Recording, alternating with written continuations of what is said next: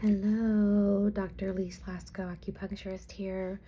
Welcome to the final video of the pregnancy series part 9. This is my final reflection on pregnancy, kind of just what's on my heart and what's on my mind. I'm here on maternity leave. I decided to do this from my baby room. It's all set up and ready to go. Give you guys a little peek at it. It's looking really cute in here and cozy. And it took me a while to get this room ready. This was my tiny office in my house for the last year and a half. This is where I finished up school, all of my online classes, studied for board exams, and did several quantum healing hypnosis technique sessions in here, my first couple acupuncture sessions before I had my office ready to go. It was a really special place, and it was hard to let go of what was my space, because now it's my baby's room. And what's funny though is that it's really shifted, and although yes, it is my baby's room, the baby's not going to sleep in here for a while. As many who have newborns know, typically they sleep in your room, and that's per preference. Everybody's a little bit different on what they do around sleeping arrangements, but for the most part, for most people, I hear that the first couple months, baby sleeps in the bassinet, bedside bassinet, or co-sleeps.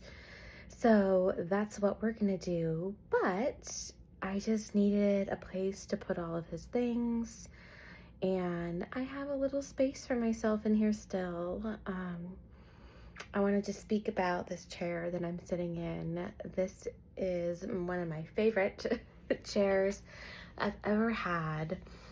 And just a little story, I bought this chair in 2018. It was right after my separation. I moved into a house. I had no furniture. My mom flew out and she went with me furniture shopping.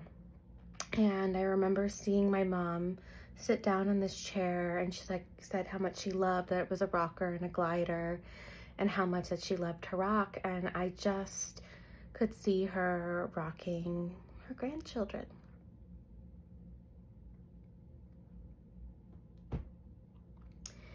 And ever since then, I knew that this would be my baby rocking chair.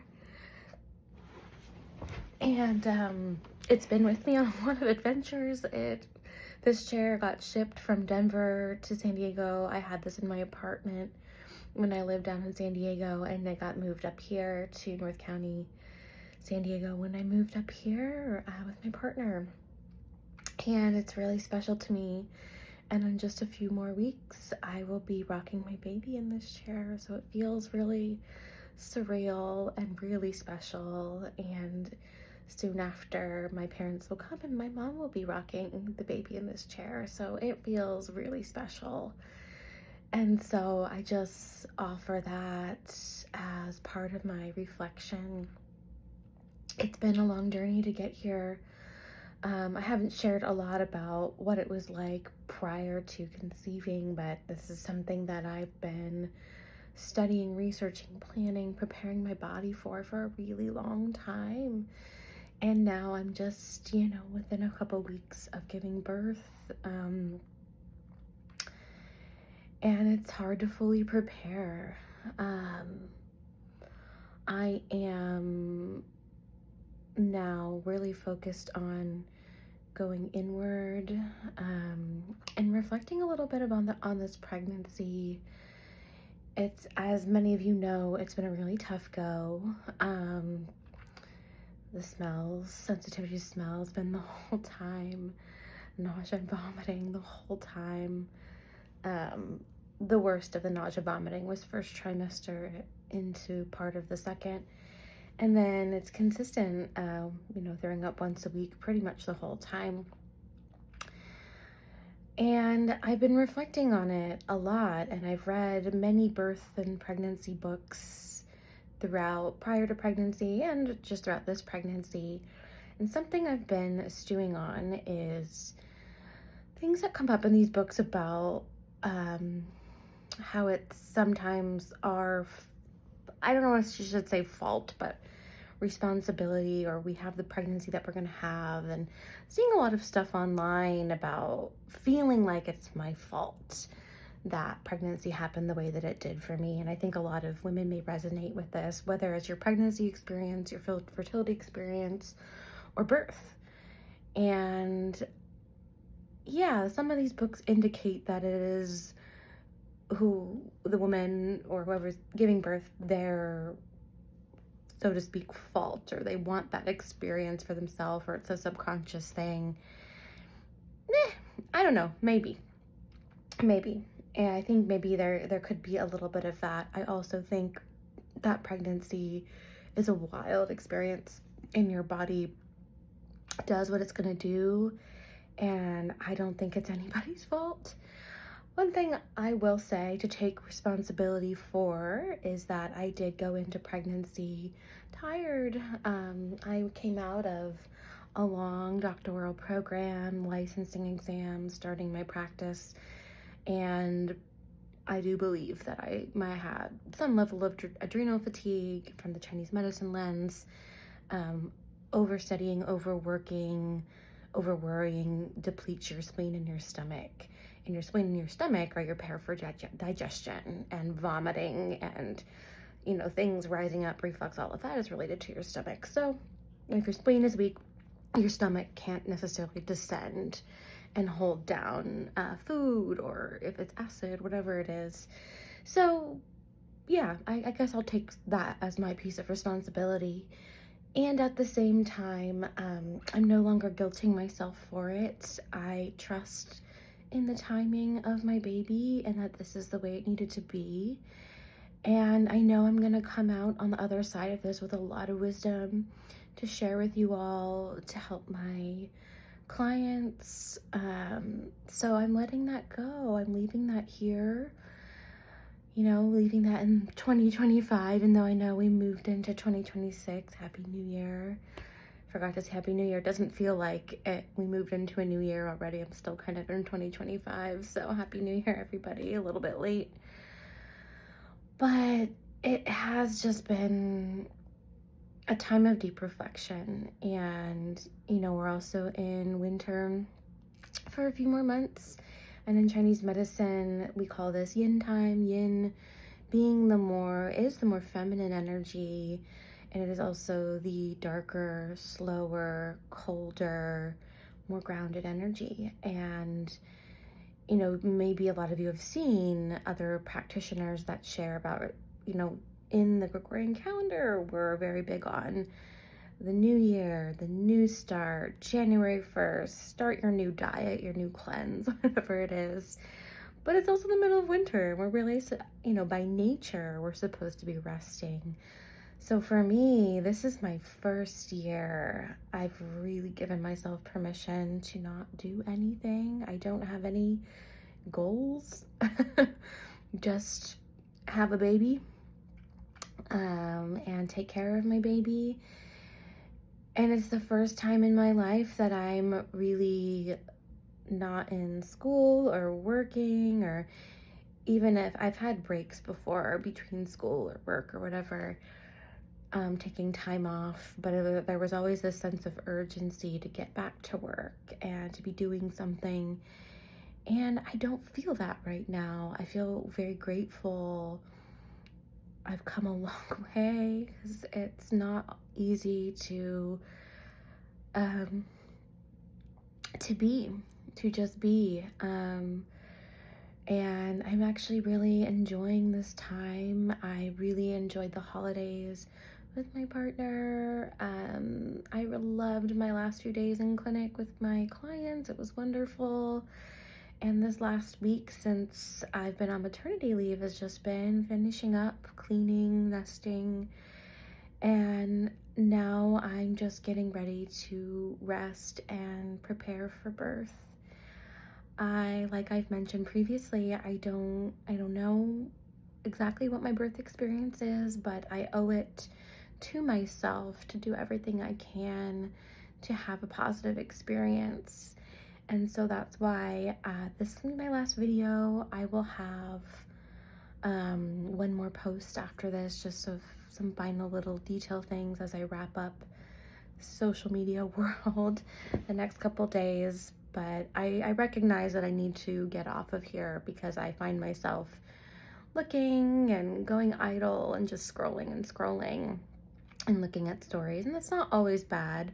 A lot of the content that I follow is memes and cat videos that I send to one of my close friends, and food things, and baby stuff. But yeah, it's time for me to really focus on myself and my baby and prepare for that.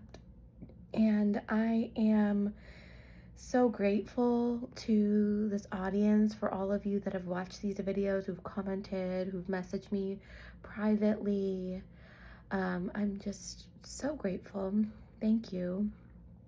And I look forward to hopefully continuing this series in postpartum. I do have a desire to get this series up on YouTube to make it more accessible to other viewers and to go back and easily watch the videos. I really hope that these were helpful for some of you wherever you are in your journey, whether you are pregnant yourself or planning for pregnancy, or maybe just curious about pregnancy in general. Other practitioners like myself that maybe haven't done a lot of pregnancy support, I am here to be a resource and a guide to you all if it resonates with you. And so, one final point I'll touch on is this aspect of spirit. And it's not something I've talked about a lot lately. And as many of you know, I am a Reiki practitioner. This page actually started as my Reiki journey. And for those that don't know what Reiki is, it's an energy healing technique helping to deepen relaxation, and it's facilitated through healing touch. And it can also be facilitated as distance healing as well. And it's been my anchor for the last 8 years. When I first learned it, it has helped me so much in my life.